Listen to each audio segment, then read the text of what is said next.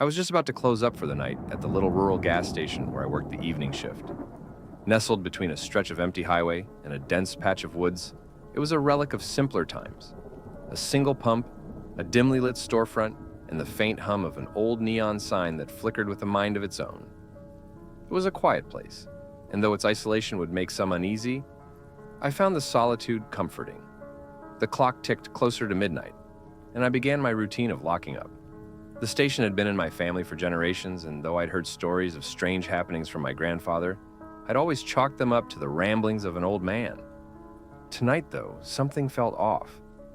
As I turned the key in the lock, a soft, rustling noise caught my attention. I paused, listening. The sound seemed to come from the woods, a whisper carried on the wind. I shrugged it off, attributing it to the nocturnal stirrings of wildlife. But as I stepped back inside to finish my closing tasks, that rustling grew more persistent, almost like a voice trying to break through the night's veil.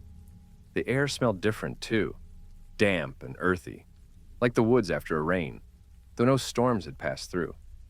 I shook my head, trying to dispel the unease creeping up my spine. I moved to the back of the store to check the storeroom, my footsteps echoing softly on the worn linoleum. The fluorescent lights buzzed overhead, flickering slightly, casting long shadows that danced across the shelves. As I reached for the light switch, my hand brushed against something cold and metallic. It was an old key, one I didn't recognize, hanging on a rusty nail that protruded from the wall. Curiosity piqued, I took the key down, examining it in the dim light. It was unmarked, its surface pitted with age. As I held it, the rustling outside seemed to grow louder, a susurrus that wrapped around me like an insistent whisper. It was unsettling, but rationality overrode instinct, and I dismissed it as coincidence. I pocketed the key, thinking little of it, and finished my rounds. The station's lights cast a pale glow into the night, barely reaching the edges of the woods. As I locked the door and stepped out into the cool night air, the rustling ceased, leaving an eerie silence in its wake.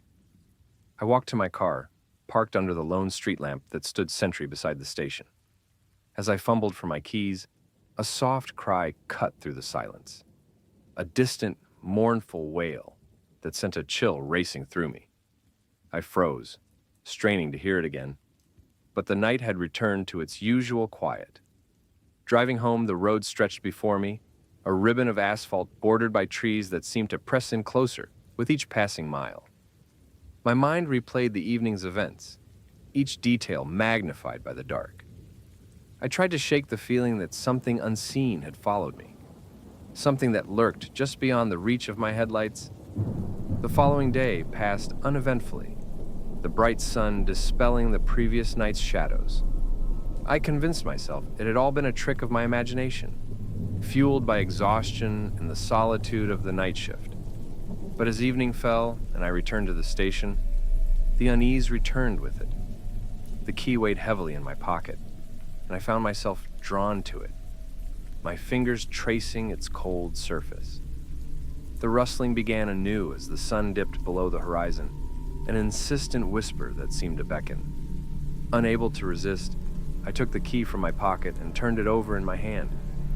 It felt warm now, pulsing softly as if alive. The whispering grew louder, forming words I couldn't quite understand. My instincts screamed at me to leave it alone, to lock the station and walk away, but something deeper urged me on.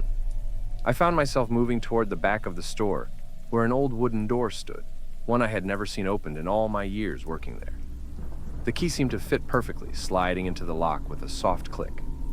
As I turned it, the whispering stopped, replaced by a heavy silence that pressed down on me like a tangible force. The door creaked open, revealing a narrow staircase descending into darkness.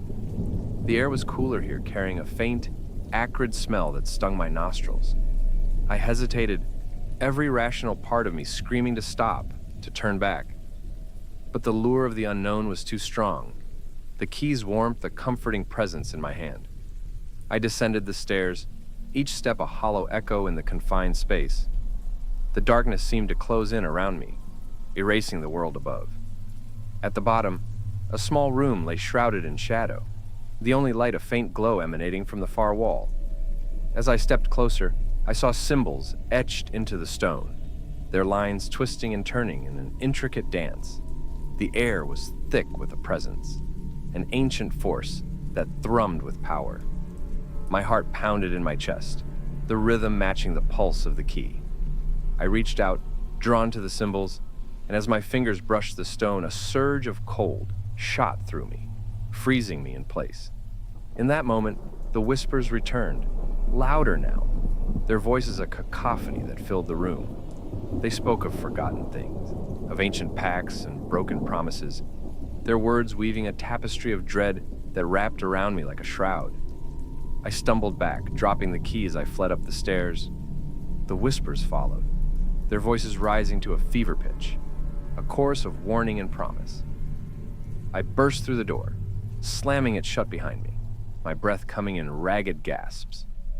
The station was silent once more, the oppressive presence retreating into the shadows.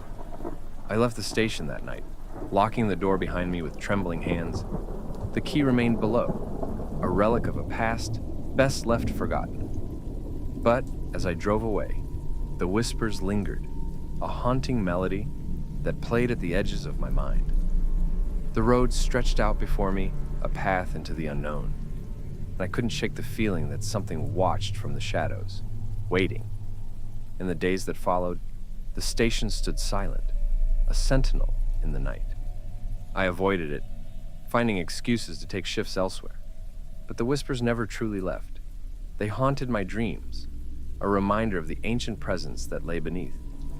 And deep in the woods, where the trees whispered secrets to the night, something stirred, its slumber disturbed by the echoes of an old key and the curiosity of a solitary soul. The rustling returned, a soft, insistent call that promised a reckoning yet to come, and I knew that the past was never truly buried